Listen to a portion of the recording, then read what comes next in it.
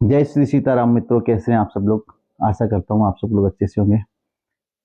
आज जो वीडियो आपको मैं देने जा रहा हूँ, जो साधना आपको देने जा रहा हूँ, बहुत अच्छी और बहुत ही पावरफुल साधना है। इस साधना को करने के बाद आप त्रिकालदर्शी बन सकते हैं। अगर माता रानी की कृपा रही तो आप तीनों कालों का ज्ञान जान सकते हैं। आप अगर गद्दी लगाते हैं तो गद्दी लगाने वालों के लिए बहुत ही अच्छी और बहुत ही पावरफुल साधना है। गद्दी लगाने वाला व्यक्ति इस साधना को एक बार अवश्य करके देखे। बहुत ही पावरफुल है। जिससे क्या होगा कि आपके पास में कोई भी गद्दी लगाने के बाद में सामने कोई जाचक आता है, कोई भी यात्री या कोई भी आता है, आपके पास पेशेंट आता है, तो उस पेशेंट का आप सब कुछ जो भी उसका भूत भविष्य में हुआ है वो सब कुछ आप बता सकते हैं। और अगर इसकी अच्छे से साधना एक दो बार कर ली जाए तो आप उसका नाम तक निकाल के रख सकते हैं। ऐसे बहुत से दरबार चल रहे हैं जिनके अंदर नाम भी निकाले जाते हैं, नाम भी बोले जाते हैं, नोट के नंबर भी बताए जाते हैं, बहुत सी चीजें हैं। बट बहुत से दरबारों का, जितने भी दरबार चल रहे हैं, बहुत से दरबारों के हजारों वीडियो आपने आज दिन तक ऐसे देखे होंगे।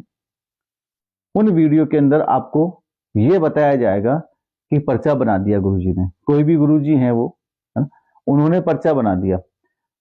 परंतु पर्चा बनाने के बाद में उसका इलाज हुआ या नहीं हुआ, इसका आज दिन तक एक भी वीडियो किसी भी दरबार से प्रसारित नहीं किया गया है। और जो मैं साधना दे रहा हूं, यह साधना आपको उस पेशेंट का इलाज भी करेगी और आपको भूत भविष्य भी उसका बताएगी। बहुत अच्छी और बहुत पावरफुल साधना है। एक बार आप इस साधना को करें। यदि आप साधक हैं, गद्दी लगाते हैं और गद्दी चलाते हैं, तो इलाज में और सामने वाले की बीमारी को बताने में यह साधना बहुत अच्छी काम करती है। तो मित्रों, शुरू करते हैं आज का वीडियो। जो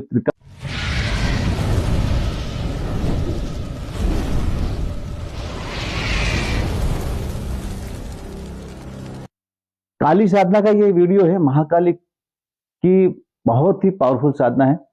महाकाली 10 विद्याओं में प्रथम स्थान रखती है और ये दिगंबरा कहलाती है। दिगंबरा का मतलब समझते ही होंगे आप। इनकी गिनती उग्र देवियों की के अंदर की जाती है और इनकी साधना भी बहुत उग्र होती है। इनके तेज को सह पाना बहुत ही मुश्किल होता है और हर साधक के वश में नहीं कि वो इनके तेज को सह पाए। इनकी साधना कम से कम 15 दिन की होती है। इन्हें शराब का भोग लगता है। और वैसे माता की पूजा सात्विक तरीके से भी की जा सकती है, लेकिन सात्विक तरीके से करने से इसका अच्छे से फल नहीं मिल पाता है। ये वही साधक कर सकते हैं जो स्वयं सात्विक रहते हो। इस साधना के बाद माता की कृपा से आप लोगों का भला कर सकते हैं। माता की कृपा के बाद साधक क्या कर सकता है ये बताने की आवश्यकता नहीं है, क्योंकि आपको मान, यश, धन सब कुछ माता की कृपा से प्राप्त होता है। और साथ में आप त्रिकालदर्शी बन जाते हैं। अगर अच्छे से आप इस साधना को कर लेते हैं और ये साधना को सिद्ध हो जाती है तो 100% आप त्रिकालदर्शी बनेंगे। ये साधना किसी भी माह की कृष्ण पक्ष की अष्टमी या अमावस्या से शुरू की जा सकती है। एक एक चीज को, एक एक शब्द को ध्यान से सुने, क्योंकि स्किप करने के बाद में फिर आप हमें कॉल करके पूछते हैं गुरुजी ये कैसे करना है, वो कैसे करना है। इससे अच्छा आप एक एक शब्द को शुरू से अच्छे से सुने। साधक रात को नहा धोकर 11 बजे से आसन पर बैठ जाए। काला आसन होना चाहिए, काले कपड़े, काली ही मिठाई होगी, काले फल, दीपक को भी काले रंग में की रुई से रंग लेना है।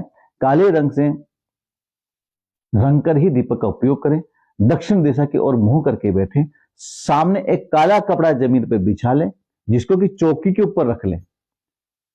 काले रंग की ही माता महाकाली की एक मूर्ति स्थापित करें।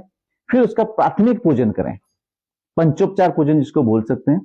प्राथमिक पूजन करें, फिर माता काली का आह्वान करें मूर्ति के अंदर। मूर्ति के अंदर महाकाली का आह्वान करें, फिर उस मूर्ति के सिंदूर से तिलक करें।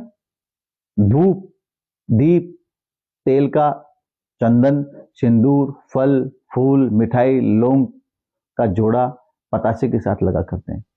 एक खप्पर के अंदर कपूर जलाकर उसमें बूंदी का लड्डू, लौंग, पतासा, छोरा, किशमिश, सूखा नारियल, थोड़ी सी बादाम की गिरी, ये सब कुछ कपूर जलाकर आग में डालकर भेंट कर दें।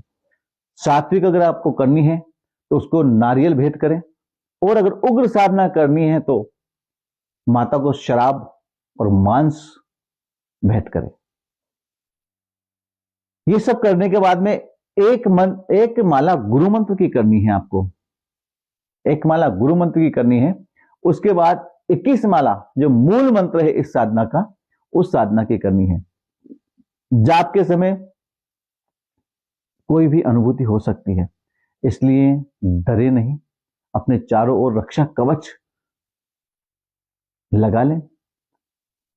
ऐसा साधना में बैठे और 15 दिन तक करें। 15वें दिन माता के प्रत्यक्ष दर्शन होने पर डरे नहीं। पुष्प माला गले में डालकर माता को साष्टांग प्रणाम करें।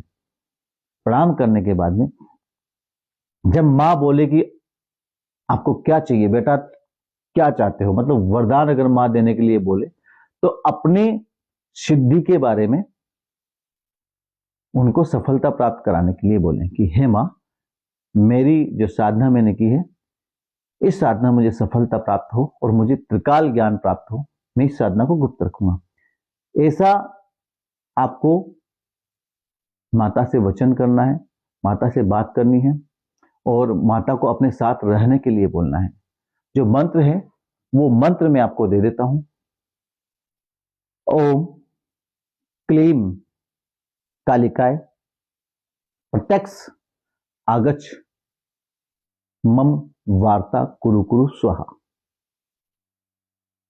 ओम क्लीम कालिकाय प्रत्यक्ष आगच्छ मम वार्ता कुरु कुरु स्वाहा। ये मंत्र है, जो मूल मंत्र है, इसका जाप आपको करना है।